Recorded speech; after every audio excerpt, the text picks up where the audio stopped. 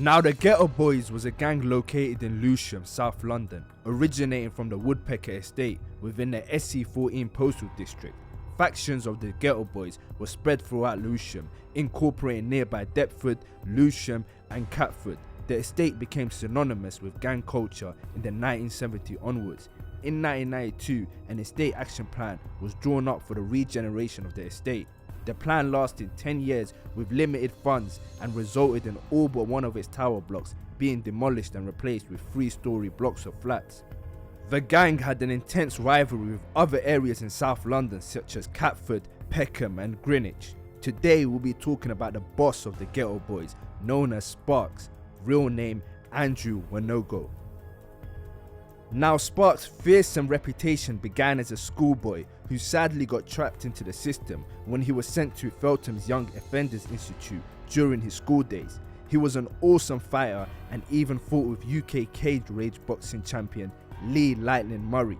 Murray himself was later jailed for an armed robbery in Kent for the famous £53 million raid. When Sparks came out of prison, he was said to be involved in a burglary targeting BT buildings for computers and electrical items. He had run-ins with a dealer from Peckham called Damien Cope. Sparks, who was also involved in drugs, is said to have fallen out with Cope for unknown reasons. Cope had allegedly made substantial wealth from dealing drugs and at a young age had acquired for himself an Audi TT and a top-of-the-range BMW. On one occasion, Sparks confronted Cope. Cope didn't want to fight as he had a leg in a plaster. Nonetheless, Andrew knocked him out. Now, as revenge, Cope and his friends then set about murdering Sparks and shot him in the lung and buttocks. The attempt was, however, unsuccessful. So on the 29th of July 2002, Sparks, along with Del P, real name Delphon Marvin Nicholas, and another man later acted revenge on Cope by using a honey trap to lower him outside of Brown's nightclub in Holborn. When they spotted Damien Cope, Sparks instantly shot him numerous of times. As Damien Cope lay dying in the street, he whispered the name of his killer to his 2 friends. The 2 friends decided to pass over the intel to the police, and from that point, Sparks was wanted by the police. However, it would be too little too late as Sparks was already on the run and made it to America. America is also known as the land of the free, so it was pretty fitting. Sparks was now in Florida. He laid low for a while, but soon after he embarked on a fighting career. Amateur boxing, which included 5 fights and 5 wins by TKO, whilst on the run for murder in Coconut Creek, Miami, Florida. Sparks still kept up his thuggery while in a different country, which showed, regardless of the environment, he always kept the same energy. He also spent some time in New York with like-minded criminals, where he would go on to rob celebrity rapper Ja Rule of his gold chain. He also got himself in trouble with the law there and ended up serving a short jail term in New York's infamous Rikers Island Penitentiary. Soon after, his reign of terror in the States would be over when a Trident civilian worker discovered him boxing under the name Andrew the Assassin Weston in Florida. Trident contacted US authorities and put together an extradition order so he would be arrested and deported. He was arrested in the US in July 2003.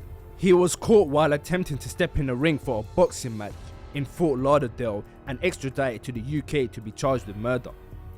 Now, when it came to the trial, there were some issues and complications that were detrimental to the evidence and strength of the case. Damien's first friend still refused to give evidence, leaving the case dependent on one witness who was also refusing to be named or to come to court to give evidence. Furthermore, there was doubts about what he had told the police. CCTV footage showed the second witness going to Damien 7 minutes after he had collapsed, while the doctors who had examined Damien's body suggested that his wound was so severe that it would have been unlikely that he could have been capable of conversation. After that amount of time, further doubt came from the club bouncer who had been with Damien after he had collapsed, who stated that Damien had not uttered a single word during that time. The judge formally declared Sparks not guilty. Sparks grinned as he left the dock. Prior to his release, detectives warned him, as they are obliged to under law, that a threat had been made against his life. They offered him protection as is required, to which he declined. See, despite the negative portrayal of Sparks, he was a certified hood legend across London. Everyone from the ends used to want to be like Sparks, talk like Sparks, walk like Sparks. He was loved by many. They saw him as real. He had it all. Gucci, Armani's, Rolexes, fresh to death at all times.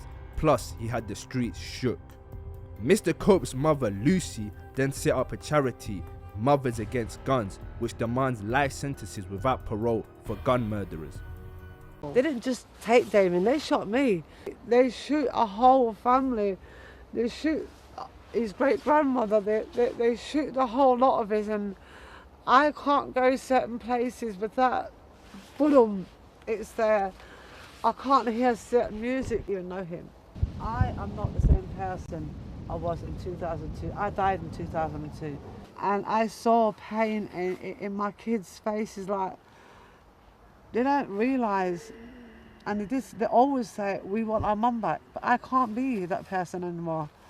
I can't laugh and joke and run around and play with my grandkid. I don't feel happy anymore. I find it horrible to be. Now, Damage's real name, Orville Davidson, was a Ghetto Boy member. Just like most gangs, in-house beef is very common, and the falling out between him and Sparks would escalate very quickly. As the boss, he had to make an example out of him to maintain the respect and fear he had over his gang.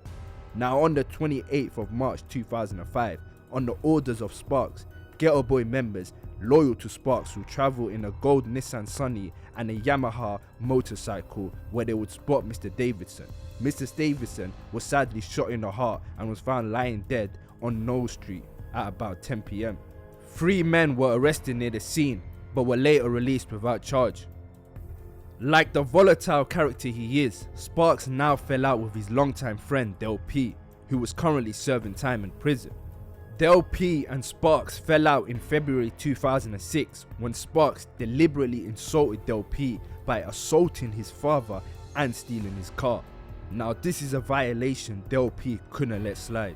So Del P, while in Belmarsh prison, conducted a hit on Sparks, which included a honey trap involving Serietta Berry, a female known to have had sexual relationships with Del P and Sparks before, as well as the shooter, Trevor Denny. Now, on the 8th of April 2006 at 1 AM, Sparks was parked in a car street near Miss Berry's house. He tried twice to call her, but she did not answer the phone. At 1:30 AM, Sparks stepped out of a car driven by his friend Sean Albert. Albert drove on up the road from the house to wait. As he pulled up a few houses down the road, he heard a series of gunshots in rapid succession before noticing Sparks in his rearview mirror sprinting up the road back towards the car. As he reached the car, his heart was pierced by a bullet that had hit him in the back and he fell to the ground.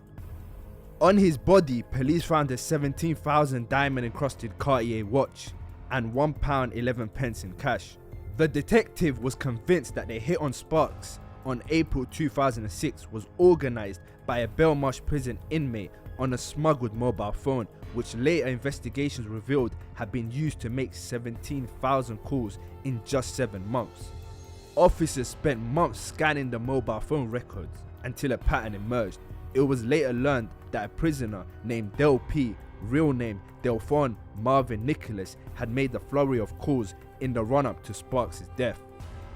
These calls were to his best friend and alleged gunman and drug trafficker named Trevor Denny.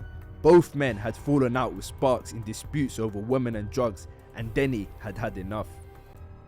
Now, Denny, the gunman on the night, was operating under the direction of Nicholas, who had been communicating with him from Belmarsh prison. Denny knew what the victim's movement would be on the night of the murder and waited for Sparks at a venue. Miss Serietta Berry, 29, was believed to have played a key role in the murder, acting as a honey trap. At court, she denied that he had been going to her for a hookup and said instead he was going there to pick up a kilo of cannabis. The prosecution believed she had been involved in a setup. Now, Nicholas and Denny were sentenced to life imprisonment for the murder after the court heard how Nicholas had arranged for Denny to kill his former friend and associate from prison using a smuggled mobile phone. Nicholas, 29, and Denny, 24, of Deptford were sentenced to serve a minimum of 30 years in prison. Now, the mother of Damien Cope spoke after the death of Sparks, real name Andrew Wanogo. She had this to say: "I am very, very sad for his mother," she said about Sparks' death. "She really and truly does not deserve this. She did not kill my son." Andrew Wanogo is no longer a perpetrator, he is a victim, she added. "This is not justice." Now that brings me to the end of the story of Iron Sparks. He lived as he died, by the gun, and his death only brought more misery to Lewisham as it became even more fractured, with gangs popping out of everywhere. As always, I send my condolences to the family of everyone I mentioned. Make sure to give this video a like and subscribe, as it goes a long way. Also subscribe to my Patreon for uncensored footage and earlier release dates for my content. Till the next time.